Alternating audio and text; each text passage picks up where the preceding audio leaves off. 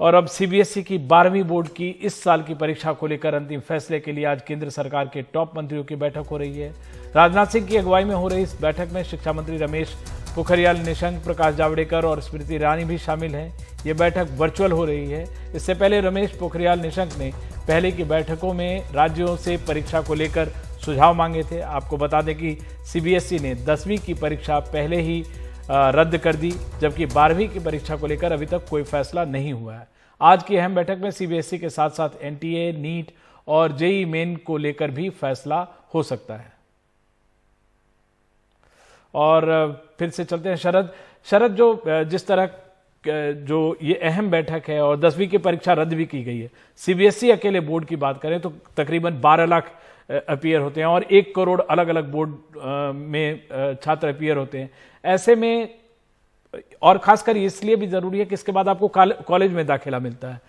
तो किस तरह के फैसले की उम्मीद की जा रही है, क्योंकि इससे आगे जो बाकी बोर्ड है सीबीएसई के थ्रू, बाकी बोर्ड के भी दिशा निर्देश एक तरह से तय हो जाते हैं।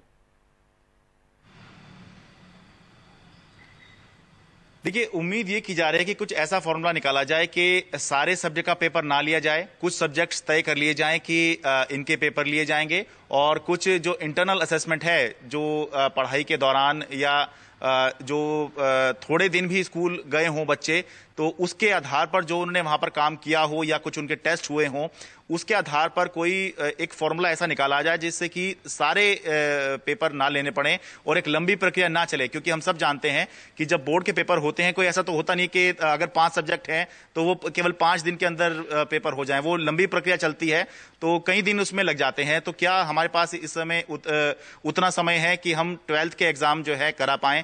इस समय वो स्थिति नहीं है। 2.5 लाख केस हम भले ही कह रहे हैं कि कम हो गए डेली में, लेकिन ये अभी भी बहुत ऊपर है। सितंबर के महीने में 90,000 केस गए थे, ये तो अभी भी 2.5 लाख के आसपास जा रहे हैं डेली भारत के अंदर। तो फॉर्मूला कुछ इस तरह का निकालने की कोशिश है।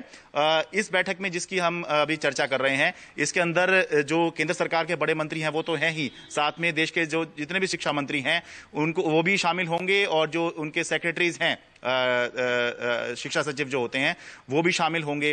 तो इसमें कुछ राज्य ये भी मांग कर रहे हैं, जैसे दिल्ली है वो ये भी मांग कर रहा है कि जो 12वीं की परीक्षा, जिस तरह 10वीं की परीक्षा रद्द की गई है, उसी तरह से 12वीं की परीक्षा भी रद्द की जाए, क्योंकि पढ़ाई तो हुई ही नहीं है। जो 12वीं के बच्चे हैं, ज्यादातर स्टेट्स ने स्कूल खोले ही नहीं थे, तो वो स्कूल गए ही नहीं है, वर्चुअल ही पढ़ाई हो रही थी जो हो रही थी। तो ऐसे में इनको रद्द कर दिया जाना चाहिए। तो अभी देखते हैं, कुछ ही देर में जब मीटिंग शुरू होगी, 11:30 के आसपास पता जा रहा है कि मीटिंग है, तो जब मीटिंग शुरू होगी तो क्या अंतिम फैसला निकलता है, और उसके आधार पर फिर आगे जो एंट्रेंस एग्जाम होने होते हैं, जिसकी वजह से सारी समस्या आ रही है, क्योंकि 10वीं के तो रद्द कर दिए थे, क्योंकि 10वीं के आगे एंट्रेंस नहीं होता है, लेकिन 12वीं में कॉलेजों में एडमिशन लेना होता है, अपने 12वीं के अंकों के आधार पर एंट्रेंस एग्जाम देना होता है। तो वो एक बड़ी चिंता है। तो पूरा फॉर्मूला उसके आधार पर ही बनाया जाएगा। तो थोड़ी देर में मीटिंग शुरू होगी, फिर पता चलेगा कि क्या आज अंतिम फैसला ले लिया जाएगा या फिर फैसला लेकर प्रधानमंत्री से चर्चा की जाएगी और फिर कोई फैसला लिया जाएगा। क्योंकि पिछली बार भी आपको याद होगा कि प्रधानमंत्री ने इसमें दखल देकर ये जो परीक्षाएं थी ये रद्द करवाई थी और टलवाई थी। बिल्कुल, ये बहुत ही अहम बैठक होने वाली है, खासकर 12वीं के छात्रों के लिए, क्योंकि इस परीक्षा के बाद ही आप कॉलेज का जो दाखिला होता है वो काफी हद तक निर्धारित होता है। और सबसे बड़ी बात यह है कि जो 2 साल से बच्चे, बहुत घरों में एक तरह से एक इरिटेशन लेवल बढ़ गया है उन सब में, इसलिए ये फैसला जल्द से जल्द लिए जाने की जरूरत है, ताकि जो भी छात्रों को करना हो वो अपने लिए तय कर सके।